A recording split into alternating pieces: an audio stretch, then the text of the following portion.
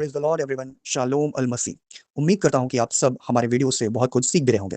और इस वीडियो का क्रेडिट मैं सोल्जर ऑफ गॉड अपोलोजेटिक्स मानव भाई को देना चाहूंगा।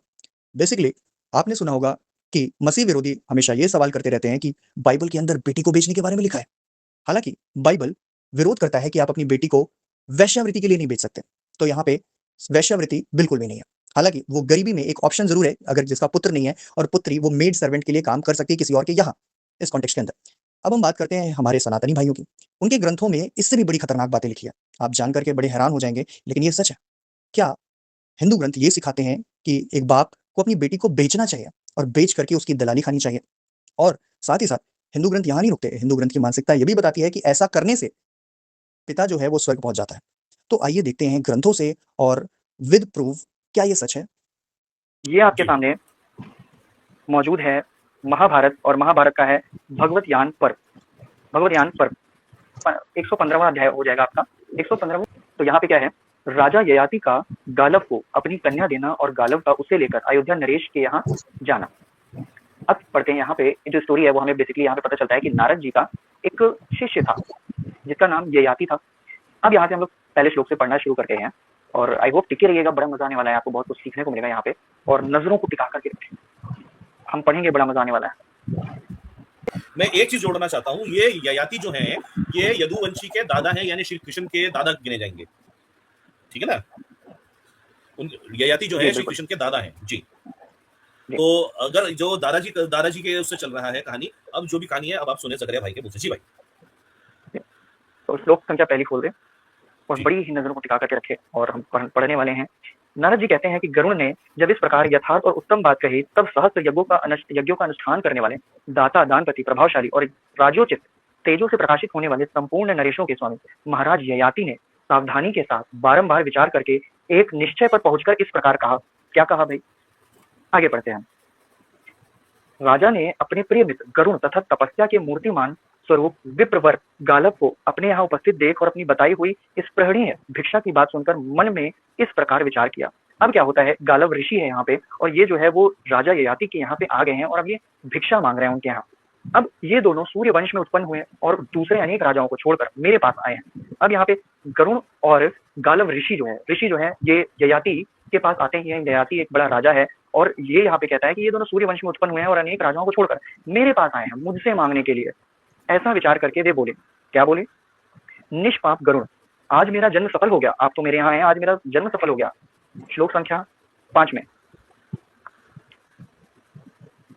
आप पहले से मुझे जैसा धनवान समझते हैं वैसा धन संपन्न अब मैं नहीं रह गया। जैसा आप समझते हैं कि मैं अमीर हूँ, अब तो मैं अमीर नहीं रह गया। मित्र, मेरा वैभव इन दिनों क्षीण हो गया, मैं मतलब गरीब हो गया। तो ये लोग, ये गरुड़ और ये गालव ऋषि जो हैं वो ययाति के यहाँ पहुंचते हैं। ययाति तो धन संपन्न था, राजा था।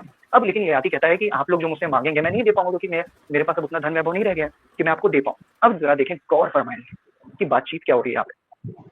श्लोक संख्या 7 में चलते। आज्ञाकारी गरुड़, इस दशा में भी मैं आपके आगमन को निष्फल करने में असमर्थ हूँ और इन ब्रह्म ऋषि की आशा को मैं विफल करना नहीं चाहता। मतलब मैं आपको असंतुष्ट नहीं करना चाहता कि आप मुझसे जो मांगे मैं आपको ना दे पाऊँ। चलते हैं श्लोक संख्या 8 पे। अतः मैं एक ऐसी वस्तु दूंगा जो इस कार्य का संपादन कर देगी। अपने पास आकर कोई याचक हताश हो जाए और वहां लौटने पर आशा भंग करने वाले राजा के समूचे कुल को दग्ध कर देता है। ले जी, अब राजा ये कहता है कि भाई अगर कोई भिक्षा मांगने के लिए महान ऋषि आया है और वो उसे ना दे तो फिर इससे उसके कुल का नाश हो जाता है। अब विनाता नंदन लोकों में कोई दीजिए कहकर कुछ मांगे और उससे यह कह दिया जाए कि जाओ मेरे पास नहीं है। इस प्रकार याचक की आशा को भंग करने से जितना पाप लगता है, इससे बढ़कर पाप की दूसरी कोई बात ही नहीं कही है। ले जी, ग्रंथ कहते हैं कि आपके पास जो कोई आए मांगने के लिए और आप उसे ना दें तो इससे बढ़कर कोई पाप ही नहीं है। कोई श्रेष्ठ मनुष्य जब याचना करके हताश और असफल हो जाता है तब वो मरे हुए के समान हो जाता है और अपना हित न करने वाले धनी के पुत्रों तथा प्रपौत्रों का नाश कर डालता है। ले जी, अब डर ययाति को सताया, कहीं मेरे कुल का नाश ना हो जाए, कहीं ये मुझे श्राप ना दे दें। अब सुने जरा कहानी, बड़ी ट्विस्ट के साथ यहाँ पे कहानी मोड़ लेती है। अब यहाँ पे क्या किया जाता है इस बड़ी दुविधा को दूर करने के लिए कि किया क्या जाए। अब ये हमसे जो भिक्षा में मांगेंगे उसके एवज में हम ला के क्या देंगे। ले जी, अतः मेरी जो यह पुत्री है ये 4 कुलों की स्थापना करने वाली है।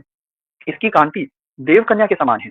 11वां श्लोक क्या कहता है, ययाति कहता है कि मेरी जो पुत्री है ये 4 कुलों की स्थापना करने वाली है, इसकी कांति देव कन्या के समान है, यह संपूर्ण धर्मों की वृद्धि करने वाली। अब बेटी का लालच दिया जाता है यहाँ पे। क्या कहते हैं, गालव इसके रूप सौंदर्य से आकृष्ट होकर देवता, मनुष्य तथा आसुरी सभी लोग सदा इसे पाने की इच्छा करते हैं। ले जी, गालव को क्या कहते हैं ययाति कि मेरी बेटी इतनी सुंदर है कि उसे देवता, मनुष्य, आसुर सभी उसे पाने की अभिलाषा में रहते हैं। अतः मेरी इस पुत्री को ही ग्रहण कीजिए, मेरी बेटी को ले लो।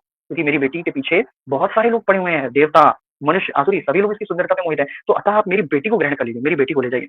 इसके शुल्क के रूप में राजा लोग, सुने जरा, इसके शुल्क के रूप में राजा लोग निश्चय ही अपना राज्य भी आपको दे देंगे।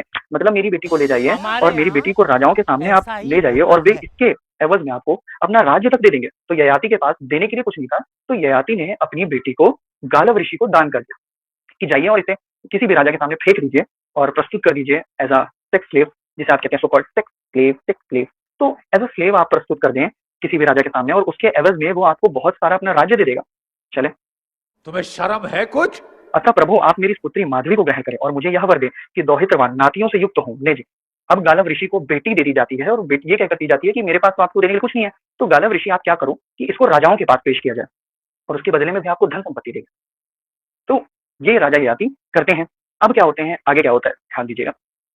तब गरुड़ सहित गालव ने उस कन्या को लेकर कहा, अच्छा हम फिर कभी मिलेंगे। ले जी, बात कॉन्ट्रैक्ट डील साइन हो गई, मानो भाई डील साइन हो गई यहाँ पे कि अच्छा बेटी को दे भी दिया, बता भी दिया कि बेटी को राजाओं को देना है आपको। और यहाँ पे गालव ऋषि जो कि महान ऋषि हैं, उन्होंने उसको स्वीकार भी कर लिया। राजा से ऐसा कहकर गालव मुनि कन्या के साथ वहां से चल दिए। अब उसके पिता के यहाँ से लेकर के गालव ऋषि चल देते हैं और लड़की का नाम क्या है, लड़की का नाम है माधवी।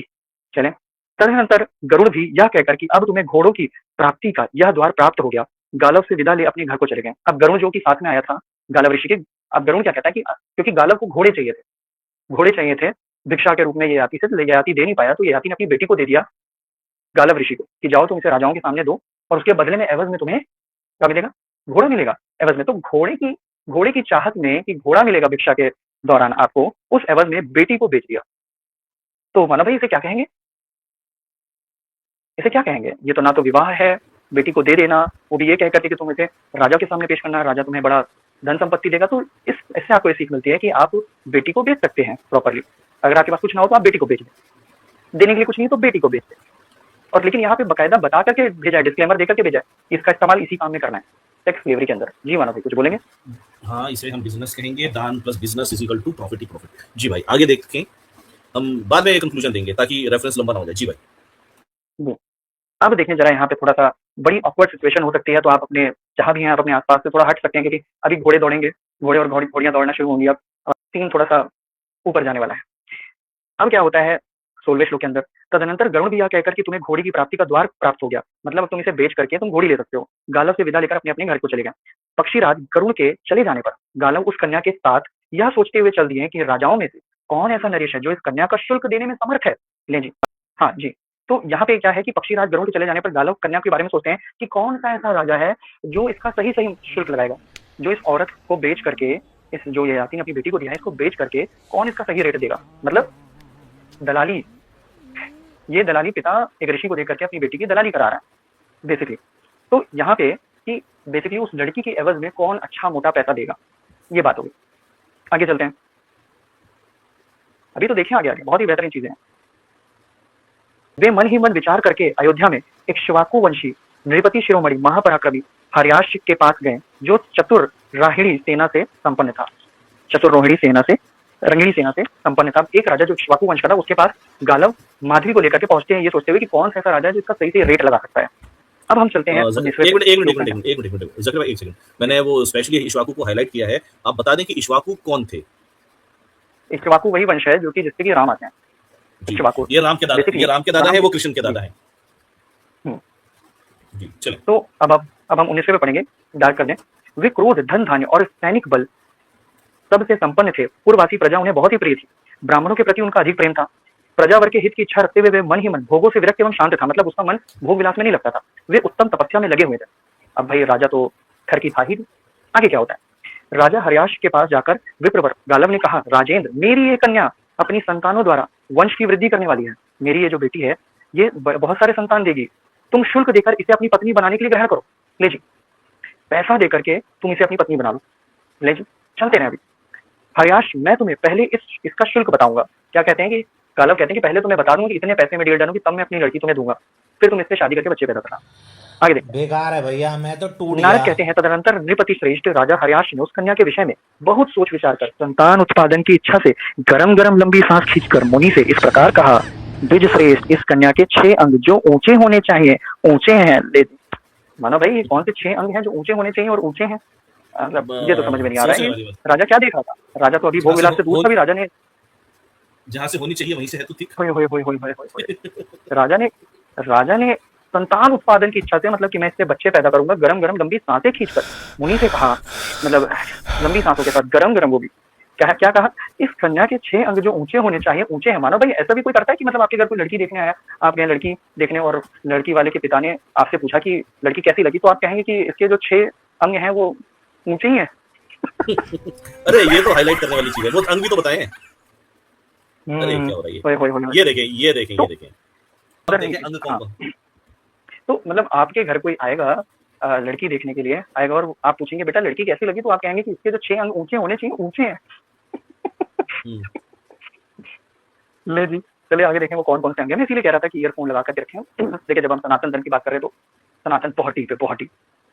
इस कन्या के 6 अंग जो ऊंचे होने चाहिए ऊंचे हैं, 5 अंग जो सूक्ष्म होने चाहिए सूक्ष्म है, 3 अंग जो गंभीर होने चाहिए गंभीर है, तथा इसके 5 अंग रक्त वर्ण के हैं। ले जी, मतलब इतनी देर में वो सब देख लिया उसने, स्कैन कर लिया पूरा। ना अब जरा देखिए, डिटेलिंग है, बहुत डिटेलिंग है। अब ये कौन कौन से अंग जो ऊंचे होने चाहिए? 2 नितंब, 2 बटन पीछे के, 2 जांघें, मतलब इनको जांघें भी दिख गई। स्कैनर, ओ माँ गो स्कैनर, ललाट और नासिका, ये 6 अंग ऊंचे हैं, इनको 2 नितंब और 2 जांघें। अच्छा, हिंदुइज्म बड़ा नितंब से बड़ा ज्यादा वो है, बड़ा कह सकते हैं मानो भाई, लगाव बहुत है, हर जगह वही आजा ऑब्सेशन है। अरे ये जरूरी है कि ये कपड़े पहने हुए हैं? हाँ बिल्कुल, स्कैन हो रहा है भाई हो सकता है ना हो रहा हो, पर भाई ये चीजें तो तब दिखेगी जब ऊपर कुछ नहीं होगा, तो हो सकता है X Y Z E F G H जो भी आप समझ लो। क्योंकि पर्ण, केश, नख और त्वचा ये सब 5 अंग सूक्ष्म है। स्वर, अंतःकर और नाभि ये 3 गंभीर कहे जा सकते हैं, तथा हथेली, पैरों के तलवे, दक्षिण नेत्र प्रांत, वाम नेत्र प्रांत तथा नख ये 5 अंग रक्त वर्ण के। तो अभी ये वही राजा था हर्याश, जो कि भोग विलास में जिसका मन ही नहीं लगता था, लेकिन लड़की को देखा नहीं उसने, बताने लग गया कौन से 6 अंग मोटे होने चाहिए, वो मोटे ही है, मतलब ऊंचे होने चाहिए ऊंचे, उसको भी ये दिखने लग गया। अभी तक वो भोग विलास नहीं करता था, अभी उसने माधवी को देखा नहीं और उसको ये भी पता चल गया स्कैन करके जांघें मोटी हैं, नितंब मोटे हैं। तो ये कौन सा मतलब संन्यास चल रहा था? भोग विलास से विरक्त था ये बंदा किस तरीके से। चले आगे। यह बहुत से देवताओं तथा असुरों के लिए भी दर्शनीय है। इसे गंधर्व विद्या, संगीत का भी अच्छा ज्ञान है। यह बहुत से शुभ लक्षणों द्वारा सुशोभित तथा अनेक संतानों को जन्म देने में समर्थ है। तो मतलब इस तरीके से आप इंट्रोड्यूस करेंगे लड़की को कि इसके पीछे बहुत सारे लोग पड़े हुए हैं, इसको असुर और देवता भी इसके पीछे पड़े हैं, और ये बहुत सारे बच्चे पैदा करेगी, इसके पास पोटेंशियल इसके पास, ये बच्चे पैदा करेगी ढेर सारे। तो आप इसे ले लीजिए। अब क्योंकि बात हुई थी शुल्क की, अब इसके एवज में शुल्क क्या लिया जा रहा है, अब हम ये देखेंगे।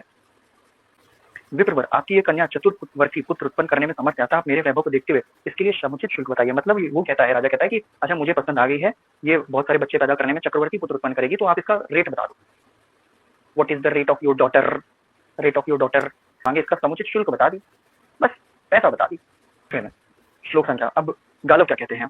राजा, आप मुझे अच्छे देश और अच्छी जाति में उत्पन्न हुए हष्टपुष्ट अंगों वाले 800 घोड़े, ऐसे घोड़े प्रदान कीजिए जो चंद्रमा के समान उज्जवल कांति से विभूषित हों तथा उनके कान एक ओर से श्याम वर्ण के हो। यह शुल्क चुका देने पर मेरी यह विशाल नेत्रों वाली शुभ लक्षणा कन्या अग्नियों को प्रकट करने वाली अरणी की भांति आपके तेजस्वी पुत्रों की जननी होगी। ले जी, मतलब शुल्क क्या लगाया? 800 ऊंची जाति के, अच्छी जाति के हष्टपुष्ट अंगों वाले कितने? 800 घोड़े। तो रेट लगाया माधवी का 800 घोड़े। भाई 800 घोड़े में लड़की, गजब, करोड़ों का सौदा है। बिल्कुल। और एक घोड़ा, खैर आज के टाइम में तो जो अच्छी कंडीशन का अच्छा हष्टपुष्ट घोड़ा होता है वही लाखों करोड़ों में बिकता है। 800 घोड़े, गजब। हाँ, यह वचन सुनकर काम मोहित हुए राजर्षि महाराज हर्याश मुनि श्रेष्ठ गालव से अत्यंत दीन होकर बोले, ब्रह्मांड, आपको जैसे घोड़े लेने हैं अभिष्ट हैं, वैसे तो मेरे यहाँ इन दिनों 200 घोड़े मौजूद हैं। जैसे घोड़े आपको चाहिए, मेरे पास तो 200 है, किंतु दूसरी जाति के कई सौ घोड़े यहाँ विचरते हैं, लेकिन वो आपको चाहिए वैसे तो 2 ही है, 200 है। चले आगे। गालव ने, इस कन्या से केवल एक संतान उत्पन्न करूंगा, आप मेरे श्रेष्ठ मनोरथ को पूर्ण करें। 8वें पे और 9वें पे आए। यहाँ पे क्या कहा जा रहा है कि भाई 800 की मांग रखी गई थी, यहाँ पे 800 की मांग रखी गई थी।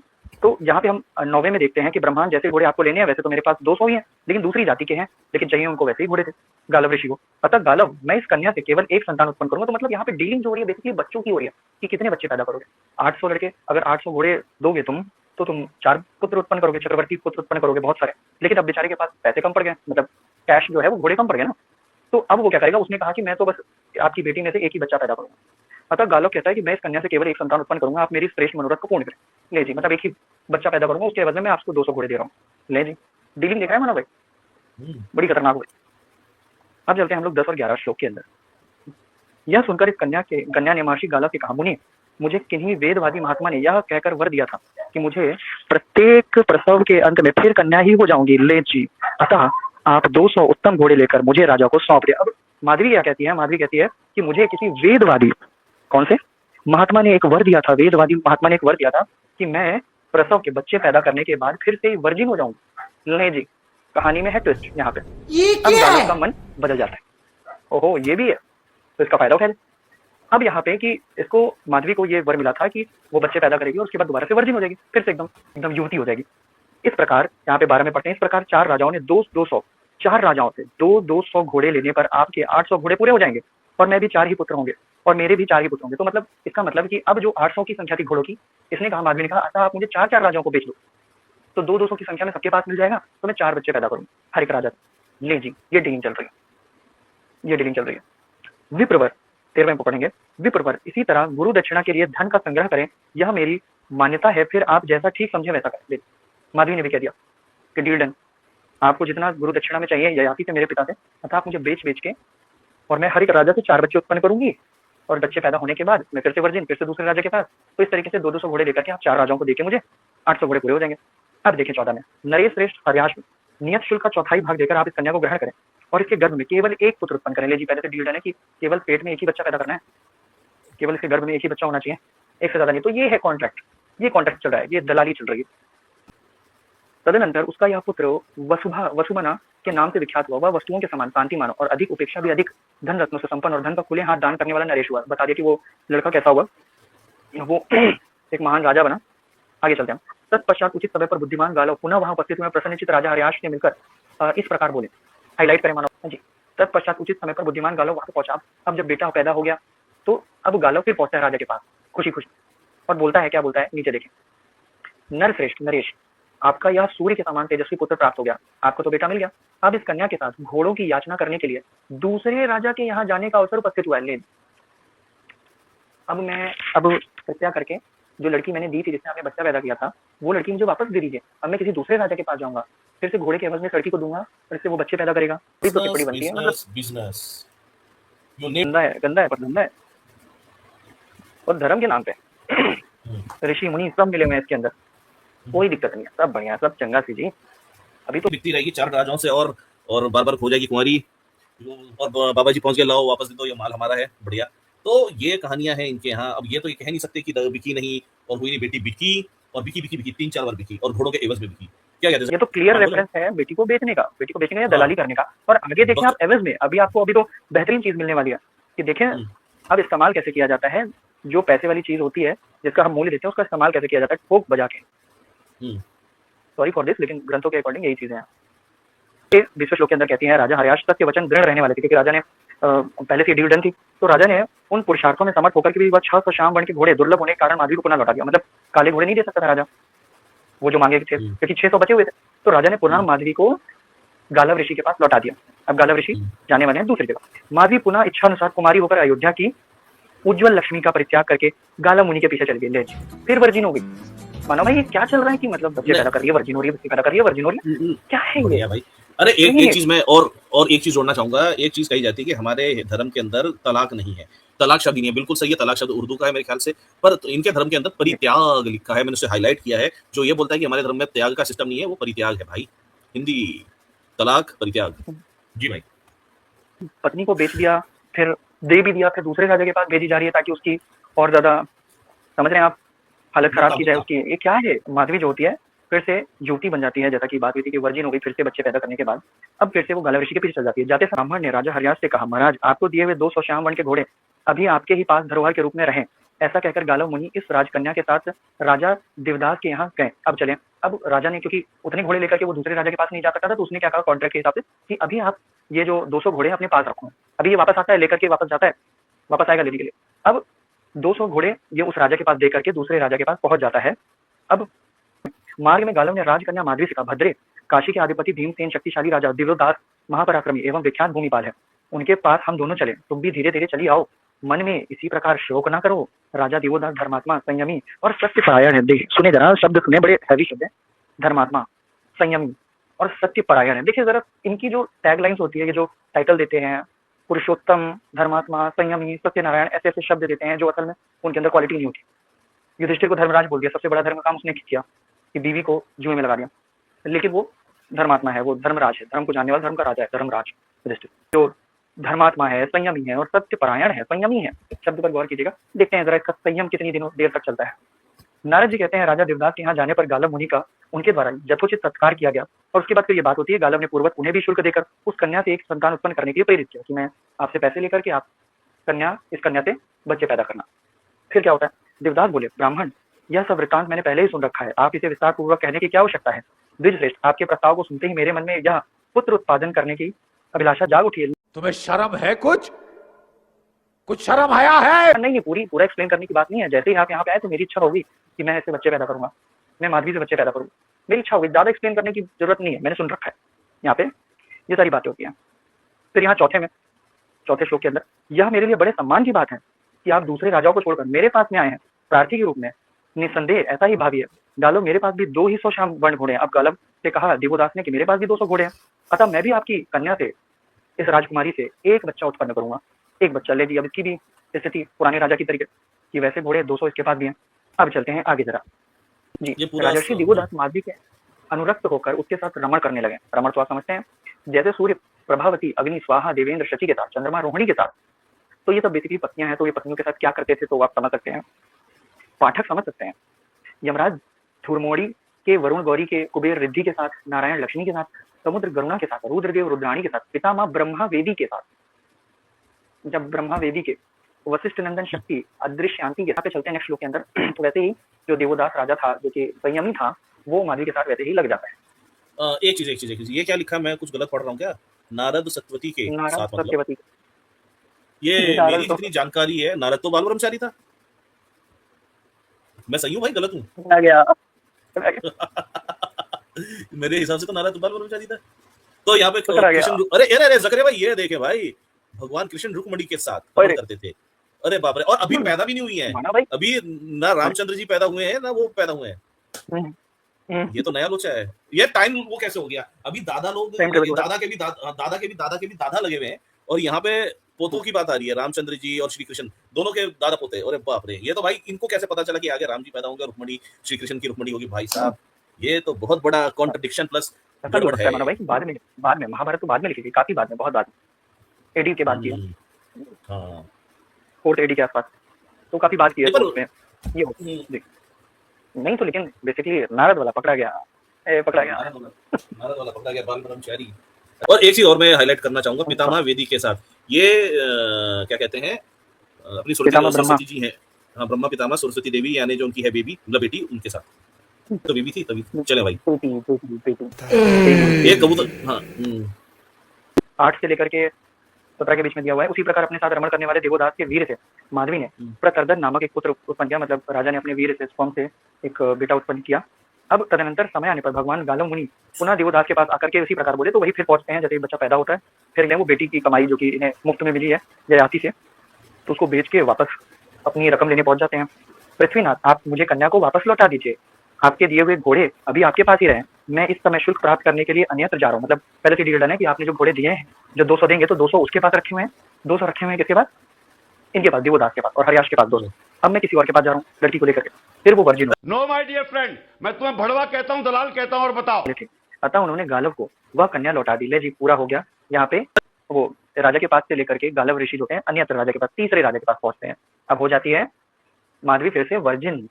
ले जी, नारद कहते हैं तदनंतर वह यशस्विनी राज्य कन्या माधवी सत्य के पालन में तत्पर हो काशी नरेश। क्या कह रहा है नारद, क्या कह रहे हैं यहाँ पे?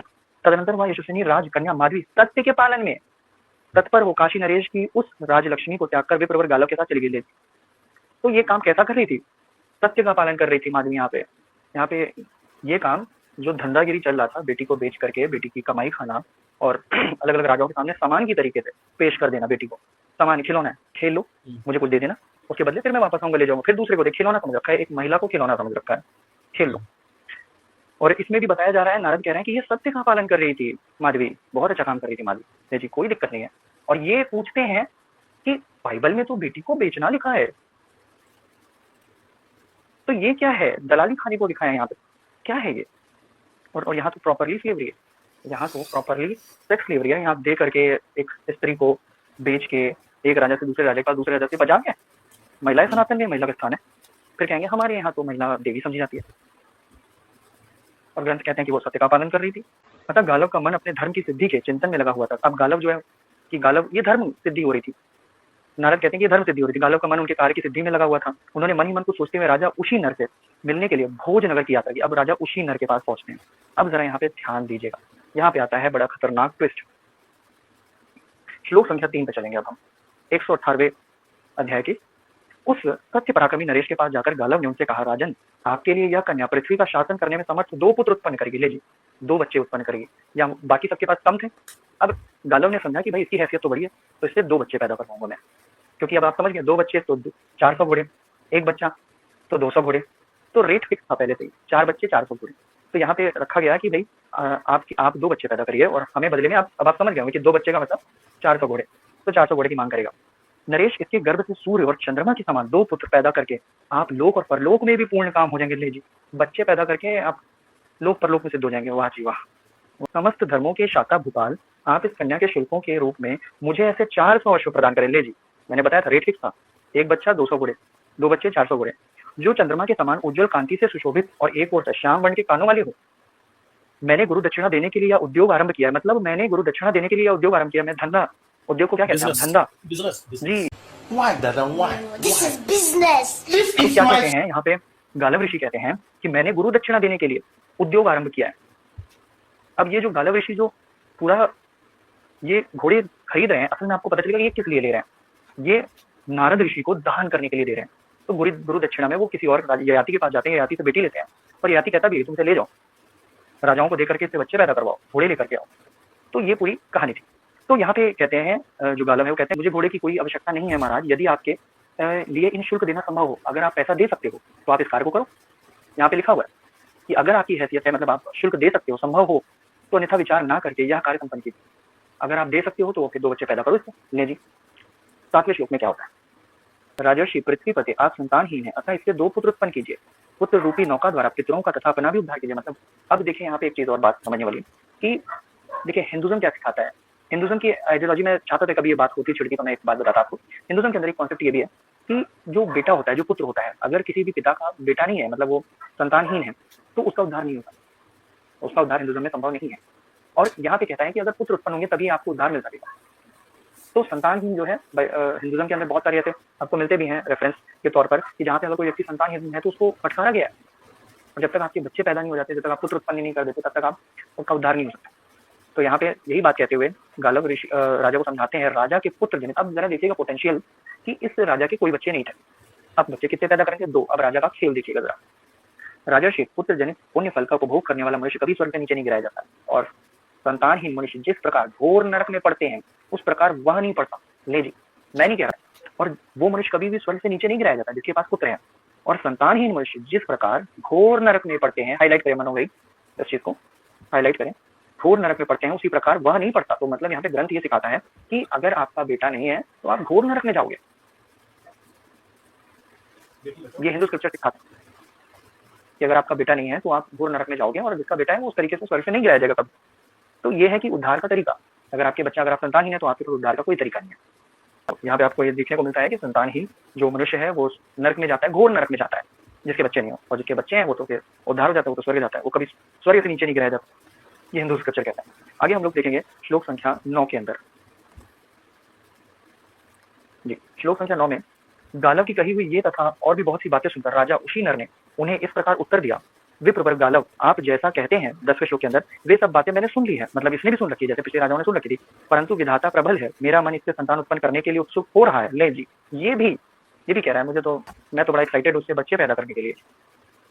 तो यहाँ पे भी ये राजा जिसकी संतान नहीं है, ये भी अब उछल रहा है कि मैं भी इससे बच्चे पैदा करूंगा जैसे कि बाकी राजा कर रहे थे। अब जरा देखें, जरा यहाँ पे तो ट्विस्ट ही ट्विस्ट है, दिल ट्विस्ट। आपको जिनकी आवश्यकता है ऐसे अश्व मेरे पास 2 ही 100 हैं। ले जी, दूसरी जाति के तो कई सहस्त्र घोड़े मेरे यहाँ पे चलते हैं। यहाँ पे भी इसने बोला, यहाँ पे भी इसने बोला कि मेरे पास तो आप जैसे चाहते हैं वैसे तो 200 घोड़े हैं, और मेरे पास दूसरी जाति के जरूर है लेकिन आप जैसा चाहते हैं वैसे तो 200 घोड़े हैं। अब 12वें में देखते हैं। अब ले जी, जैसे मैंने बोला कि रेट तो फिक्स ही था, 1 बच्चा 200 घोड़े, रेट फिक्स है, धंधा एकदम क्लियर है।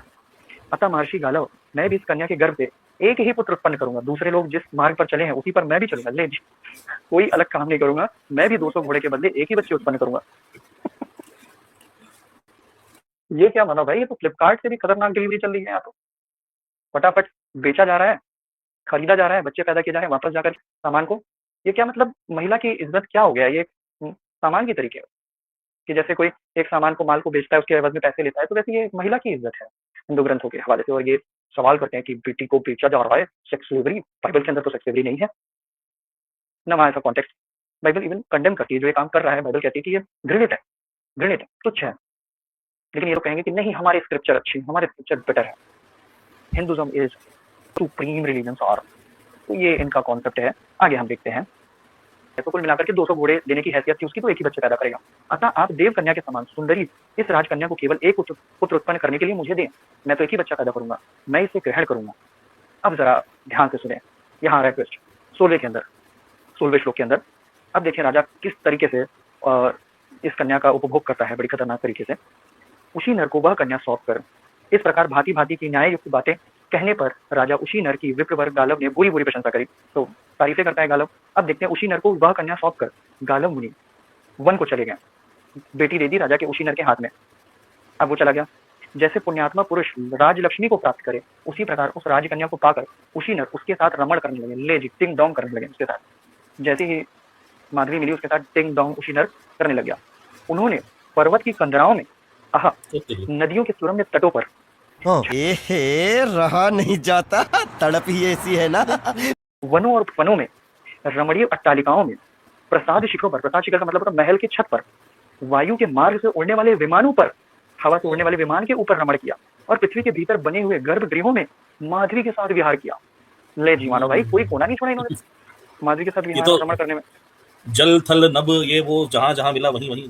इसे कहते हैं जमीन आसमान एक करना।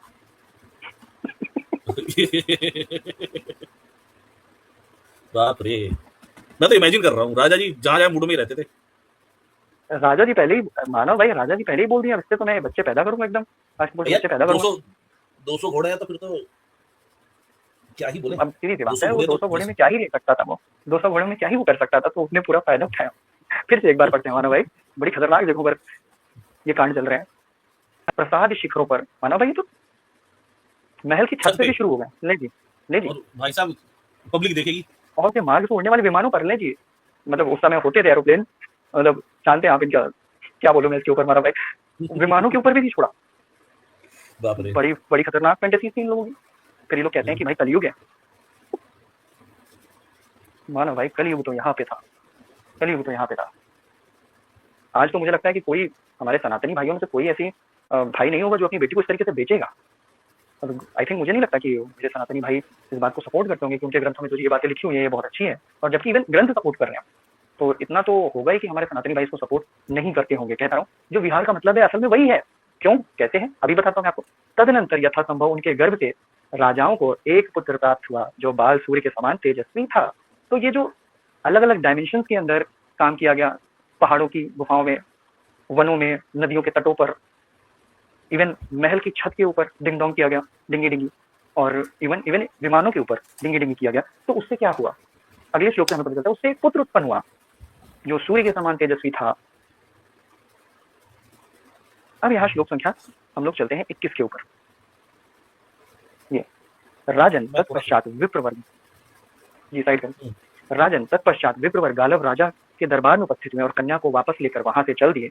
मार्ग में उन्हें विनाशानंदन गरुड़ दिखाई दिए। ले जी, अब गरुड़ फिर से दिखाई पड़े।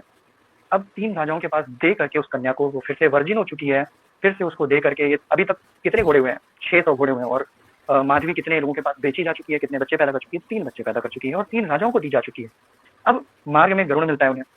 अब ये आ जाते हैं हम लोग 119वें अध्याय के ऊपर। चौथे राजा को ना देकर के अब विश्वामित्र को दिया जाता है। ये विश्वामित्र कौन थे ये विश्वामित्र? श्री राम के गुरुजी थे मेरे ख्याल से। तो ये हमारे श्री राम के गुरुजी ने भी यहाँ पे हाथ सफाई की, मानो भाई, ये सफाई करी गई है। छी क्या जमाना आ गया है। तो विश्वामित्र जी ने क्या किया? विश्वामित्र ने भाई जो सबने किया, विश्वामित्र ने भी वही किया। ऋषि है तो क्या हुआ, मन तो उनका भी करता है। नहीं जी, अब यहाँ पे हम लोग दूसरे श्लोक के अंदर चलते हैं, मोटी मोटी बात करते हैं कि गरुड़ की बात सुनकर गालव बोले, अभी गुरु दक्षिणा का 1/4 भाग रह गया, मतलब 200 घोड़े बचे, एक चौथाई भाग बचा है जिसे शीघ्र पूरा करना है, जिसे मुझे पूरा करना है। गरुड़ समझाता है कि ऐसा करोगे तुम छोड़ दो, जाने दो, अब तुम्हारा मनोरथ पूरा नहीं होगा जो 800 घोड़े का किया था। अब ले जी, गालव बड़ा चालू था। गालव कहा कि जब तक तोड़ेंगे नहीं तब तक छोड़ेंगे नहीं। पूरा देखें 11वें श्लोक के अंदर। तो यहाँ पे तब बहुत अच्छा कहकर गालव गरुड़ के साथ थे, घोड़े और कन्या लेकर विश्वामित्र जी के पास गए। अब सीधा जो चौथा है वो राजा के पास नहीं जाते हैं, वो विश्वामित्र के पास जाते हैं। अब देखते हैं जरा विश्वामित्र क्या कहते हैं। हो सकता है विश्वामित्र ऋषि मुनि आदमी हो, वो हो सकता है ऐसे ही कह दें, वो तो दया कर दें। आखिर छोटी मोटी हस्ती नहीं थी, वो तो राम के गुरु थे विश्वामित्र। हो सकता है कि वो बेचारे पर दया कर दें कि नहीं मैं पुत्र उत्पन्न नहीं करूंगा, मैं तुम घोड़े ले जाओ। शायद हो सकता है कि उनके मन में दया भावना जग जाए। और फिर गालव ने आकर कहा गुरुदेव आप जैसा चाहते थे वैसे ही ये 600 घोड़े आपकी सेवा में प्रस्तुत हैं, आप शेष 200 के बदले आप इस कन्या को ग्रहण करें। मतलब अब विश्वामित्र के पास गालव गया है वो देने 600 घोड़ों के साथ, कहा कि अब 600 घोड़े ही मैं लेकर के आया हूँ, अतः आप एक काम करें कि 200 एक चौथाई भाग तो नहीं है मेरे पास, तो एक काम करें आप इस कन्या को ले लें और इससे पुत्र उत्पन्न कीजिए। ले जी, एक चौथाई के बदले गुरु दक्षिणा में गालव ने क्या किया, फिर से बेटी को दी। गुरु दक्षिणा में एक चौथाई भाग के बदले की भाड़ में जाए, एक चौथाई भाग मैं तो इस कन्या को दे दूंगा, तो समझ लूंगा कि 200 घोड़े आपसे ले लिए, तो 400 आपके पूरे हो गए। राजर्षियों ने इसके गर्भ में 3 धर्मात्माओं पुत्र उत्पन्न किए हैं, आप भी इसे एक नरश्रेष्ठ पुत्र उत्पन्न कीजिए जिसकी संख्या चौथी होगी। तो मतलब इस गालव ने कहा आप भी चौथा बच्चा उत्पन्न कीजिए, बाकी 3 राजाओं ने तो काम कर दिया यहाँ पे। इस प्रकार आपके 800 घोड़ों की संख्या पूरी हो जाएगी और आपके ऋण होकर के सुखपूर्वक तपस्या करूं, ऐसी कृपा कीजिए। मतलब मैं आपके या ऋण था उससे मैं मुक्त हो जाऊंगा। आप एक काम कीजिए, मैं 600 घोड़े लाया हूं, आप इस कन्या को ले लीजिए, 200 घोड़े के एवज में, और इससे एक बच्चा पैदा कीजिए। अच्छा विश्वामित्र जी भी अब कहाँ रुकने वाले थे वो महान ऋषि, मन तो उनका भी करता था। 14वें श्लोक के अंदर क्या कहता है कि भाई पढ़े घोड़े ना हो गए, लड़की का हवाई जहाज बना दिया।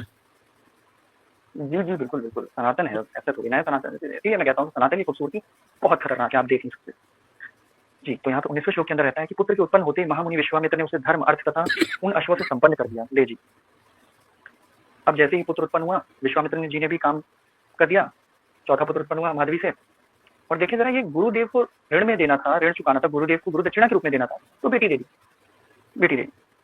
और अब क्या हुआ, तदनंतर अष्टक चंद्रपुरी के समान प्रकाशित होने वाली विश्वामित्र की राजधानी में गया और विश्वामित्र भी अपने शिष्य गालव को वह कन्या लौटाकर वन में चले गए। ले जी, विश्वामित्र ने क्या किया, जैसे ही बच्चे पैदा हुए विश्वामित्र ने कहा ले पकड़ अपनी लड़की, लो पकड़ो माधवी को देकर के वन में चले गए। ले जी, काम धाम कर लिया मानो भाई, उसके बाद वापस लौटा गया और घोड़े दे दी 200। ले जी भाई, गरुड़ सहित गालव भी बड़ी ईमानदार थे। गरुड़ सहित गालव भी गुरु दक्षिणा देकर मन ही मन अत्यंत संतुष्ट हो राजकन्या माधवी से इस प्रकार बोले, सुंदरी तुम्हारा पहला पुत्र दानपति, तुम्हारा दूसरा पुत्र शूरवीर और धर्मपरायण और चौथा यज्ञों का अनुष्ठान करने वाला होगा। सुर मध्य में तुमने इन पुत्रों के द्वारा अपने पिता को तारा ही है। ले जी, नीचे देखें, अब हम कंक्लूजन पे पहुंचने वाले हैं। 21 और 23 श्लोक के बीच में सत्य धर्मपरायण और चौथा यज्ञों का अनुष्ठान करने वाला होगा। सुर मध्य तुमने इन पुत्रों के द्वारा अपने पिता को तारा ही है, उन चारों राजाओं का भी उद्धार कर दिया, अब तुम हमारे साथ आओ। ले जी, अब मैं आपको बात समझाता हूँ यहाँ पे हुआ क्या।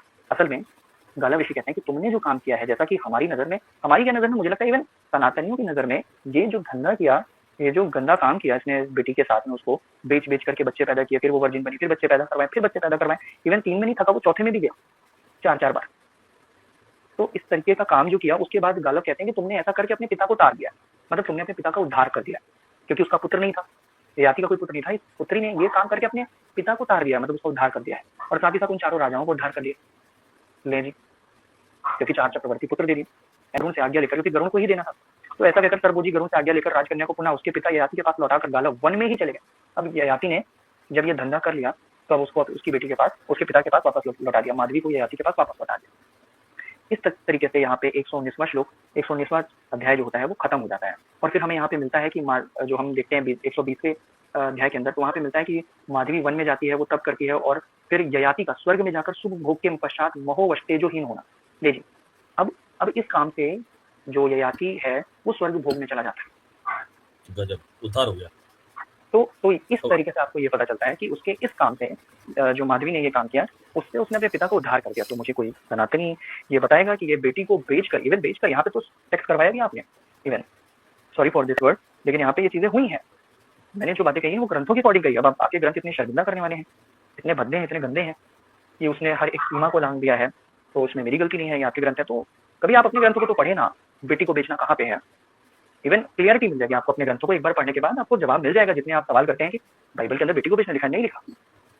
आप जिस काम के लिए बोल रहे हो उस काम के लिए बिल्कुल नहीं है। वो मेड सर्वेंट के लिए दिया जा चुका है, उसका अर्थ उस सेंस के अंदर है। सेक्स स्लेवरी को बाइबल पूरी तरीके से मना करती है, स्ट्रांगली कंडेम करती है। इवन जो सेक्स स्लेवरी को करेगा वो भी मारा जाएगा। अगर वो सेक्स स्लेवरी कर रहा है। हाँ, मैरिज का कॉन्सेप्ट है बाइबल के अंदर, मैरिज को प्रधानता दी गई है, मैरिज आप कर सकते हैं, लेकिन सेक्स स्लेवरी नहीं कर सकते आप, वो गलत है बाइबल के अकॉर्डिंग। लेकिन यहाँ पे तो ये सारी चीजें, सारी हदें पार हो गई हैं। और उसके बाद ये फिर कहते हैं स्क्रिप्चर की ये काम बड़ा धन्य था, और क्या कहते हैं, बड़ा दान पुण्य वाला था, और उसके इस काम से उसने अपने पिता का ही उद्धार कर दिया, और इस काम से स्वर्ग चला गया उसका पिता। ये माधवी ने जो ये काम किया उससे वो स्वर्ग चला गया। कोई दिक्कत नहीं है, ग्रंथों को कोई प्रॉब्लम नहीं है। अब ये सोचिए, आप मेंटेलिटी में जिसकी बात कर रहा था, शायद आपको समझ में आए जिस मेंटेलिटी की बात करता, बाइबल की जो मेंटेलिटी है वो क्लियरली पाप को पाप कहती है। बाइबल को यहाँ पे कमियां नजर आती है, इवन सबको नजर आती है यहाँ पे।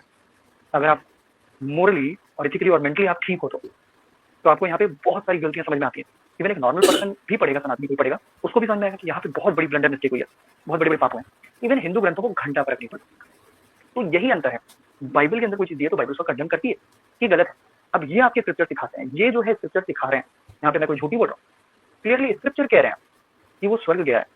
इवन उसको तो नर्क में डालना चाहिए था। इवन जितनों ने उसमें भागीदारी निभाई तो एकदम घृणित पाप था, घृणित था, गंदा था। लेकिन हिंदू स्क्रिप्चर ऐसे ऐसे इस चीज को इग्नोर करते हैं, मानो भाई ऐसे इग्नोर करते हैं जैसे कोई कुछ हुआ ही नहीं, कोई पाप हुआ नहीं। तो आप ये समझे जरा मेंटेलिटी ग्रंथों की, तो जिनके खुद ग्रंथ रॉन्ग और राइट को चूज नहीं कर सकते, या उनके स्क्रिप्चर उस चीज को नोट नहीं कर सकते, नोटिस नहीं कर सकते कि ये गलत है, ये सही है, इवन वे आपको सिखाएंगे बाइबल में गलत दिया है, ये दिया है।